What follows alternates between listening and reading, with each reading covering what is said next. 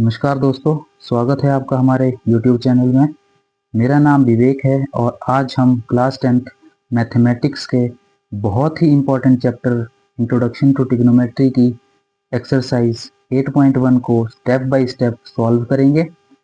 तो ज़्यादा time waste ना करते हुए सीधा क्वेश्चन पे आते हैं। तो जैसा कि आपको पता है कि हमने इंट्रोडक्शन में भी कुछ चीज़ें बहुत अच्छे से क्लियर कर ली थी, जो इससे पहले वाली वीडियो थी। एक बार फिर से उनको अच्छे से रिवाइज कर लेते हैं। तो उसमें हमने क्या पढ़ा था कि 6 हमने ट्रिग्नोमेट्रिक रेशियोज पढ़ी थी।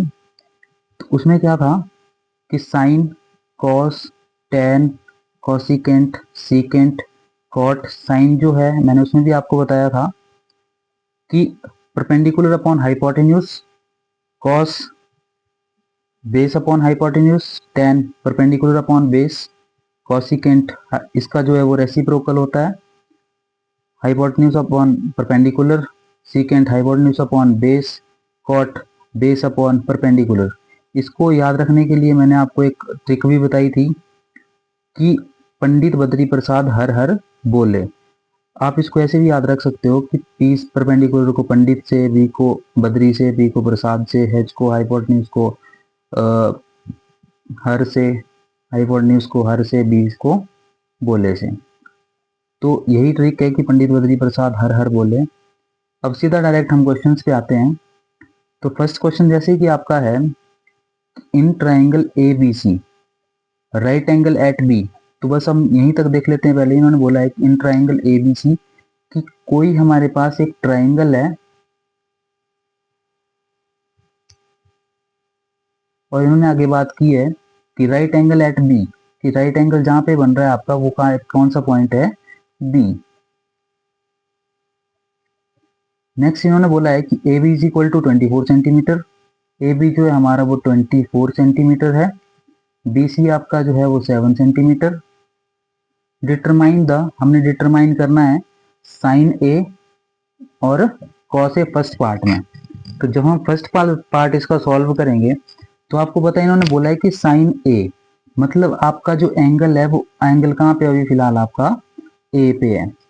तो जैसे कि मैंने आपको इंट्रोडक्शन में भी क्लियर करवाया था कि ट्रिग्नोमेट्री में ऐसा होता है कि जो एंगल बोला होता है उसके अकॉर्डिंग ही हम उसको बेस मानते हैं। तो इसमें आपका एंगल कौन सा बोल रखा है, ए। तो बेस क्या होगा आपका, ए बी हमारा क्या आ जाएगा इसमें, बेस।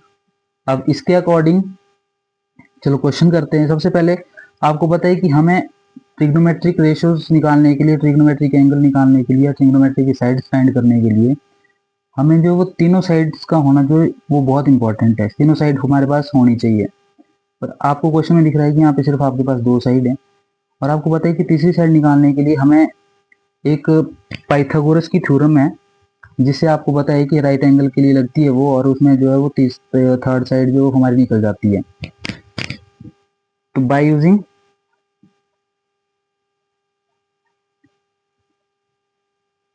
पाइथागोरस थ्योरम, जब हम पाइथागोरस थ्योरम यूज करेंगे तो हमें पता है कि पाइथागोरस थ्योरम होती क्या है। पाइथागोरस थ्योरम होती है कि x square is equal to p square plus b square. बोलने का मतलब है कि हाइपोटेन्यूज का स्क्वायर किसके इक्वल होता है, आपका परपेंडिकुलर का स्क्वायर अपॉन बेस का स्क्वायर। तो इसको आप आगे भी लिख सकते हो, पर ये चीज जो है वो चेंज नहीं हो सकती, ये सिर्फ आपकी यहीं पे आएगी। अब हम वैल्यूज पुट कर देते हैं इसकी, क्योंकि हमें तो हाइपोटेन्यूज ही निकालनी है, इसकी हाइपोटेन्यूज फाइंड करनी है हमने, जो आपकी ए सी का square is equal to perpendicular क्या है, और यहाँ पे परपेंडिकुलर क्या है हमारे पास टाइम 7, तो 7 का स्क्वायर प्लस बेस हमारे पास 24 का स्क्वायर। ए सी हमने फाइंड करना है, तो ए सी का स्क्वायर इज इक्वल टू, हमें पता है कि 7 का स्क्वायर कितना होता है 49 प्लस 24 का स्क्वायर कितना होता है 576। जो हम दोनों को ऐड करेंगे तो ए सी का स्क्वायर इज इक्वल टू कितना आ जाएगा हमारे पास 625। और आपको पता है कि जब स्क्वायर दूसरी साइड जाता है तो ये हमारा अंडर रूट में वैल्यूज बन जाती है 625। और अंडर रूट आपको पता है कि कैसे सॉल्व होता है।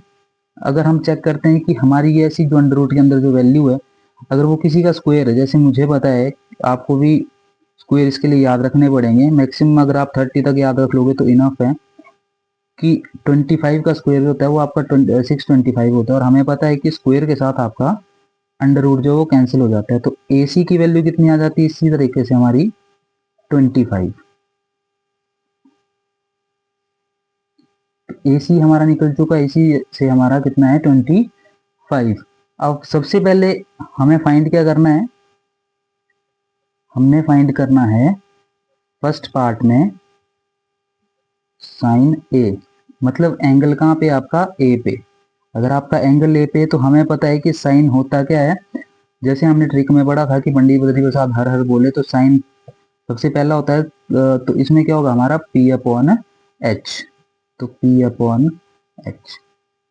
अब सबसे पहले हम ये देखेंगे कि जो हमारा अगर साइन ए की बात हो रही है तो साइन ए पे परपेंडिकुलर क्या है और हाइपोटेन्यूज क्या है। तो परपेंडिकुलर कौन सा होगा इसमें, यहाँ पे हम लिख लेते हैं एट ए।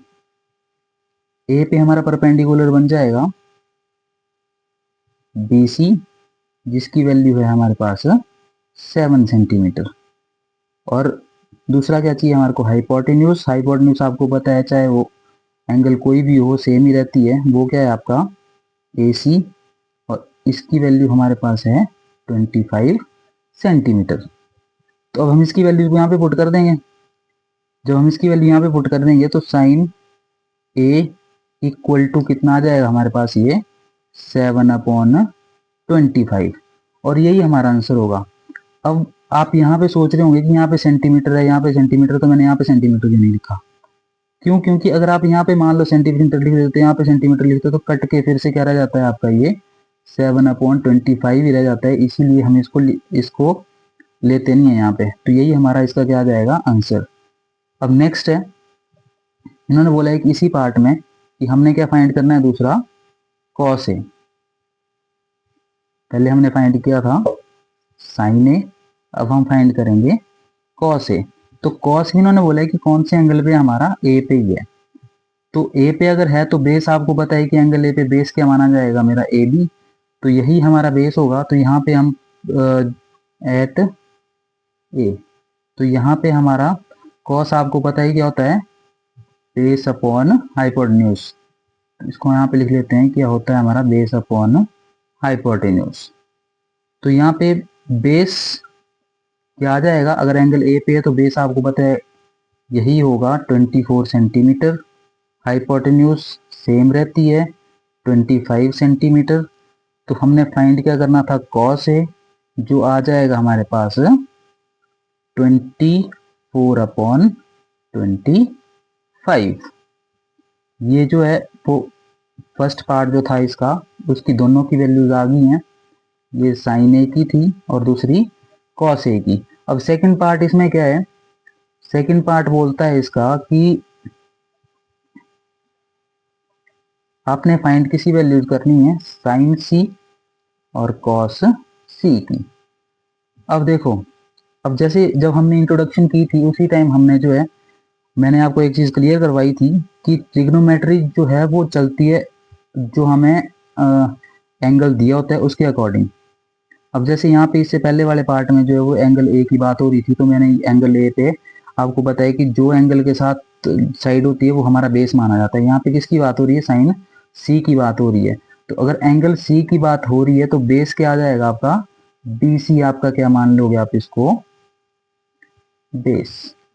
अगर ये बेस आ गया तो हम डायरेक्ट वैल्यूज पुट करनी है। आपको पता है कि सी एट सी पे आपका परपेंडिकुलर क्या हो जाएगा, परपेंडिकुलर हो जाएगा आपका, अब आपका परपेंडिकुलर ये माना जाएगा जो आपका ए बी है।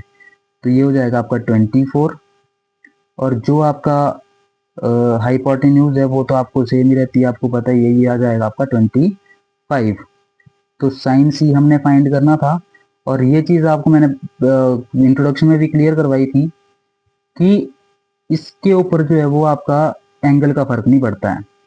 ये जो है ये हमेशा आपका सेम ही रहता है। साइन की बात हो रही है तो चाहे एंगल ए की बात हो रही है चाहे एंगल सी की बात हो रही है, आपका परपेंडिकुलर अपॉन हाइपोटेन्यूज ही रहेगा। कॉस आपका बेस अपॉन हाइपोटेन्यूज ही रहेगा। टेन आपका परपेंडिकुलर अपॉन बेस ही रहेगा। तो इसमें आपका कोई चेंज नहीं आता है।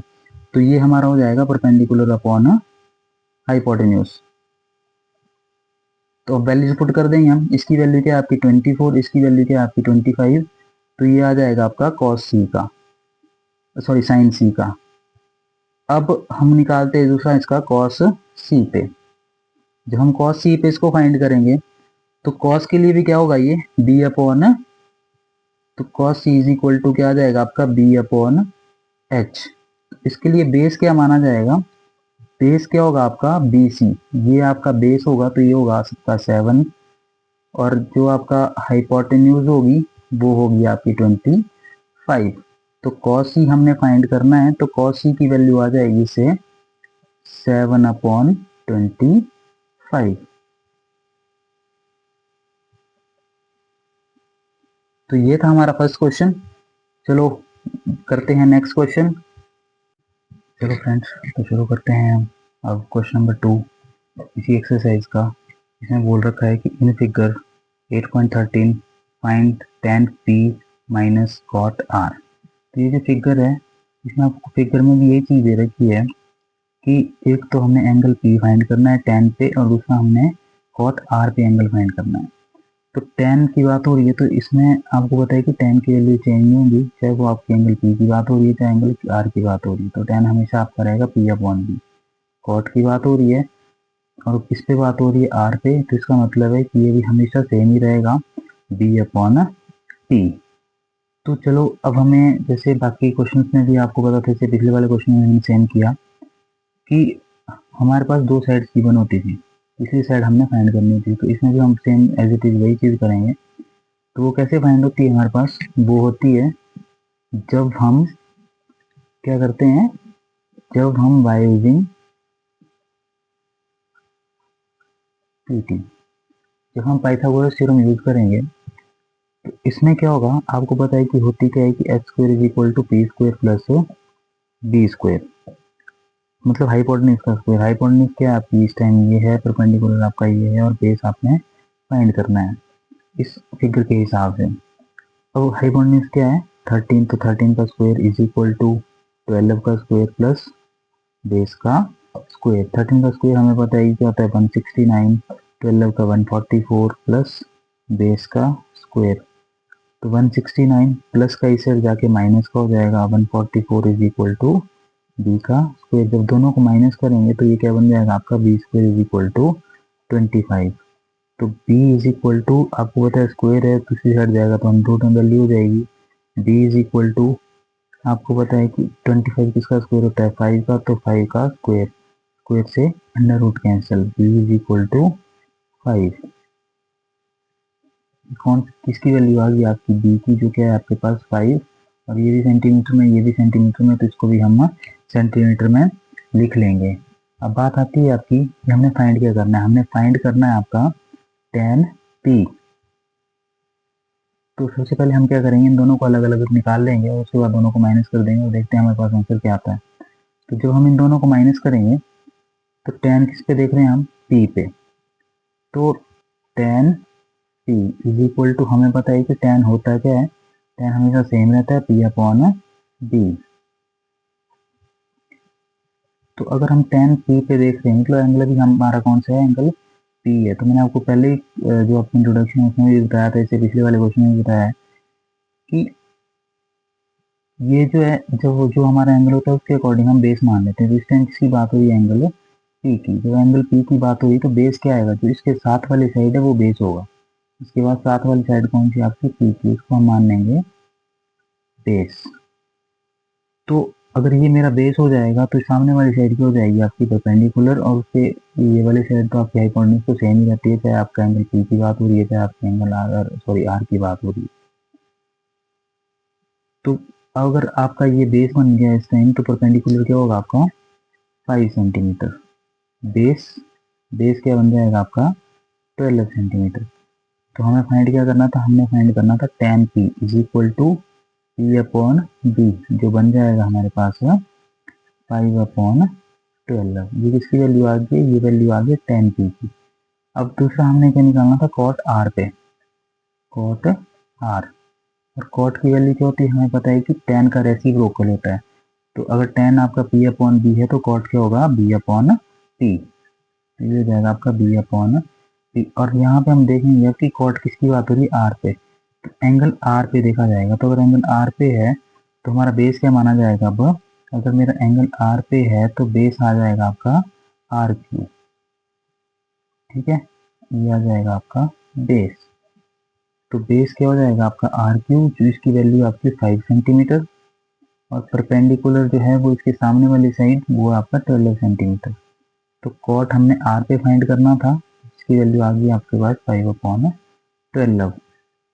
और हमने क्वेश्चन में क्या चीज़ फाइंड करनी थी, हमने क्वेश्चन में फाइंड करना था कि tan p minus cot r, हमने क्वेश्चन में फाइंड करना था tan p minus cot r. tan p की वैल्यू 5/12, कॉट आर की वैल्यू 5/12। आपको पता है जब सेम वैल्यूज आपस में माइनस होती है तो वो क्या बन जाता है आपका 0, तो आंसर क्या आता है आपका 0। अब कैसे, जैसे एग्जांपल के लिए आपको पता है कि 1 माइनस 1 क्या होता है 0, 2 माइनस 2 क्या होता है 0। जैसे अगर सेम वैल्यू हो, चाहे सिंपल इसमें है, सिंपल नंबर्स में है या फिर आपकी फ्रैक्शन में है, तो वो आपका आंसर का क्या आता है हमेशा 0। तो यही था आपका क्वेश्चन नंबर 2। अब हम करेंगे इसके बाद नेक्स्ट क्वेश्चन नंबर 3। ओके, तो करते हैं अब हम start question number 3। If sin a is equal to 3/4, calculate cos a and tan a। तो इसमें जब हम सॉल्यूशन करना शुरू करेंगे, इससे पहले जब हमने क्वेश्चन किए थे उसमें क्या था, या तो फिर आपको फिगर गिवन थी, उसके अकॉर्डिंग आपको पता था कि परपेंडिकुलर क्या है, हाइपोटेन्यूज क्या है, या आपको इससे पहले जो हमने क्वेश्चन किया फर्स्ट क्वेश्चन उसमें क्या था कि आपको ए बी की वैल्यू गिवन थी और बी सी की आपको वैल्यू गिवन थी, और तीसरी ऐसी ऐसी चीज़ें थी जिसमें आपको मतलब दो चीज़ें आपको पता होती थी। पर इसमें आपके पास ना फिगर है ना आपको बता रखा है कि ए बी की वैल्यू ये है या फिर बी सी की वैल्यू ये है। इन्होंने डायरेक्ट बोला है कि sine a is equal to 3/4, sine a is equal to 3/4। तो हमें पता है कि साइन के केस में हमेशा क्या होता है आपका p/h। इससे क्या चीज़ होती है, इससे आपको ये चीज़ पता चलती है कि परपेंडिकुलर कितना है हमारा 3 और हाइपोटेन्यूज कितनी है आपकी 4। अब इसके अकॉर्डिंग जो है वो हम फिगर बना लेंगे, और जब हम फिगर बनाएंगे तो आपको पता है कि अगर ए की बात हो रही है तो इन ट्राइंगल हम लेंगे ए बी सी, जिसमें राइट एंगल एट बी पे लिया है मैंने। अब आपको पता है परपेंडिकुलर क्या है, अगर आप ए के अकॉर्डिंग ही है तो इसमें परपेंडिकुलर क्या हो जाएगा आपका ये, तो ये बन आ जाएगा आपका 3। हाइपोटेन्यूज आपको पता है कि सेम रहती है, ये आ जाएगी आपकी 4। तो यहाँ पे भी आपके पास सेम क्वेश्चन बन गया है। अब इसमें क्या है, आपके पास दो साइड्स आपके पास गिवन है, तीसरी साइड हमने फाइंड करनी है। तो तीसरी साइड हमें पता है कैसे फाइंड होती है, by using Pythagoras theorem. Pythagoras theorem को मैं शॉर्ट फॉर्म में लिख रहा हूँ पीटी, तो आप समझ जाना। अब इसमें क्या है, हमें पता है कि होता है कि h square is equal to p square plus b square. अब वैल्यूज पुट करेंगे हम, एच की वैल्यू आपके पास 4, मतलब 4 का square is equal to perpendicular हमारे पास 3, 3 का स्क्वायर प्लस फाइंड करना है हमने बेस, तो बी स्क्वायर, 4 का स्क्वायर 16 इज इक्वल टू 3 का स्क्वायर 9 प्लस बी का स्क्वायर। तो बी का स्क्वायर इज इक्वल टू के बाद जो होता है वो आपको पता है कि फर्स्ट पहले जो इज इक्वल टू के बाद जो वैल्यू होती है वो पहले आती है, ये प्लस का इस साइड जाएगा तो माइनस का हो जाएगा। तो बी स्क्वायर कितना आ जाएगा आपके पास 7। तो बी इज इक्वल टू आपको पता है स्क्वायर दूसरी साइड जाएगा तो वैल्यू आपकी अंडर रूट में चली जाती है। और आपको पता है कि 7 जो है वो किसी का स्क्वायर नहीं होता है, तो एज इट इज रहने हम इसको, तो हमारे पास बेस कितना आ गया आपका अंडर रूट 7। और यहाँ पे हम अच्छे से देखेंगे अगर, तो क्वेश्चन में क्या दे रखा है, क्वेश्चन में दे रखा है कि कॉस ए हमने फाइंड करना है और टेन ए फाइंड करना है, मतलब दोनों में हमें ए पे ही चीज़ फाइंड करनी है। अगर हमने कॉस ए पे कोई चीज़ फाइंड करनी है तो इसका मतलब क्या है कि ये बेस हमारा क्या आ जाएगा, अगर एंगल ए की बात हो रही है तो बेस क्या आ जाएगा, बेस आ जाएगा आपका ए बी। अगर ए बी बेस है और हमें पता है कि इसके अकॉर्डिंग कॉस क्या होता है आपका b/h, तो बेस क्या हो जाएगा आपका अंडर रूट 7 और हाइपोटेन्यूज क्या हो जाएगी आपकी 4। तो कॉस ए हमने फाइंड करना था, उसमें क्या वैल्यू थी आपकी b/h, जो आपके पास आंसर आ जाएगा 4 अंडर रूट 7/4, ये आ जाएगी हमारे पास कॉस ए की वैल्यू। अब नेक्स्ट हमने फाइंड करना था tan ए पे। टेन की वैल्यू हमें बताइए क्या होता है, टेन हमारा होता है P अपॉन B। तो परपेंडिकुलर आपको पता है कि अगर ए की बात हो रही है तो परपेंडिकुलर सेम रहेगा आपका, जो था परपेंडिकुलर कितना है आपका 3, और बेस की बात हो रही है तो बेस कितना है आपका अंडर रूट 7। तो टेन ए हमने फाइंड करना था, टेन ए की वैल्यू कितनी आ जाएगी आपके पास है 3 अपॉन अंडर रूट में 7, और यही हो जाएगा हमारा आंसर। तो आज के लिए इतना ही। अगर आपको मेरी ये वीडियो हेल्पफुल लगी हो तो चैनल को ज़्यादा से ज़्यादा लाइक करें, शेयर करें, सब्सक्राइब जरूर करें।